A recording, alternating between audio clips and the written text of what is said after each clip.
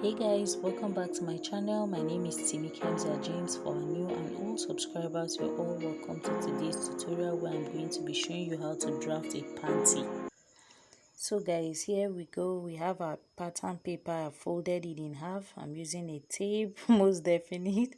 I have a pair of scissors here, my pattern master, and my marking pen, right? So those are all the things we'll be using for this video. So I'm going ahead to mark my crouch length, right guys? So if you don't know how to measure your crouch length, I'm going to be linking a video in the description box where I taught on how to take body measurements.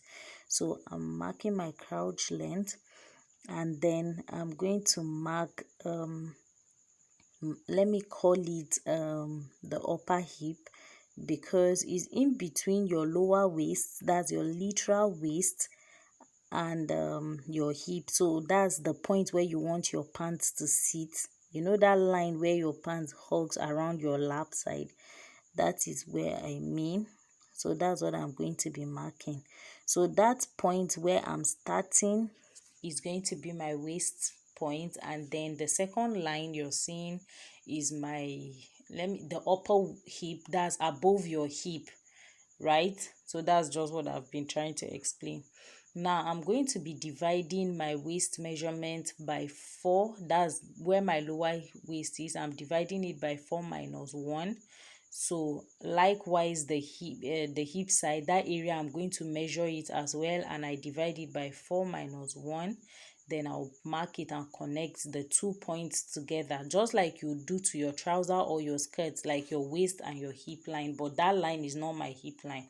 So now coming down to the crouch length, I'm marking 1.5 inches inwards like so, and I'm coming up by 3 inches. Now the reason why I'm coming up by 3 inches is because this pattern is going to be in 3 sides: the front, the back, and the middle point, right? So I'm coming in up by 3 inches for the sake of that middle point, right? So on that side I marked 1.5 as well. I'm connecting the 1.5, right? So now on the upper hip side, you're going to find a shape of panty that you prefer and connect it to that crouch, your new crouch line, right? Which I took in by 1.5. Now guys, you are at liberty to do anything you want. You can make any shape you want. Now the thing is with this pattern is you can use this pattern to draft out a G-string, a thong, a full coverage pant, a panty, a maternity panty, and a mama pant. Any type of panties that you like, you can draft from this. And this is the point where you decide what you want. You want it covered or closed. So I want mine slightly the coverage should be in moderate, right? So that was why I did that, and I went ahead to draft it with my pattern master. So now on the waist, I'm coming down by 1/2 inch and I'm connecting it to the waistline. So that will be my new waist measurement. The reason is because I want it to be nice and snug, right? So that is it. So the next thing I'm going to be doing is I drew another line for my back, right? I'm going to be drafting my back on the same paper above it.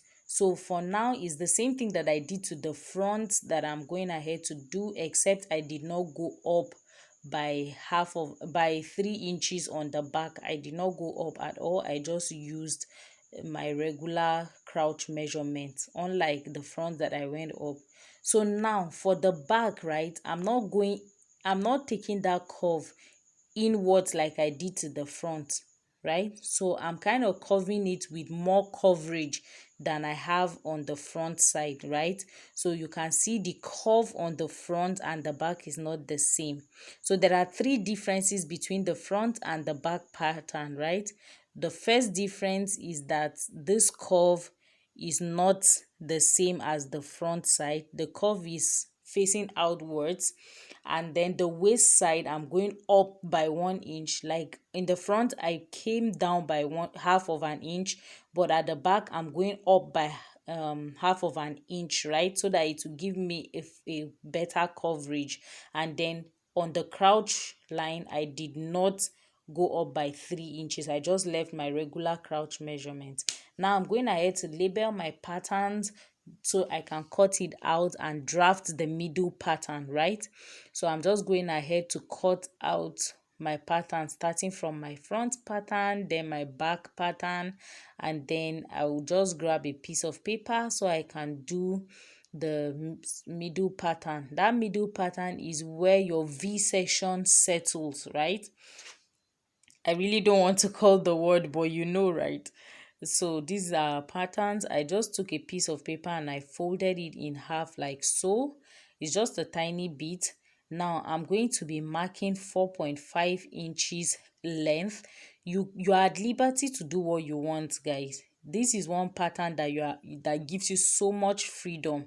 So I'm marking 4.5 and I'm going to be connecting that line in a straight line, right? So guys, if you know how I made a leotard, it is very similar to this video. I'm going to be linking that tutorial of my leotard in the description box, and also do ensure to watch that as well. It will give you a better understanding of this.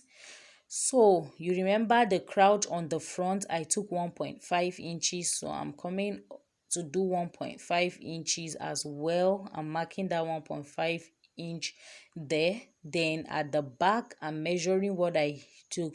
So at the back, I did not do 1.5 inches on the crouch line, right? So I forgot to tell you that I made it 2.5 inches, and that's totally because I want a better coverage on my panty.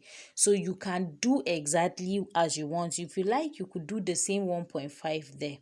So I'm just gently connecting it like so, like in a curve, and I'm going to be cutting that point out, right? I'm cutting out that part, and that is my middle panel.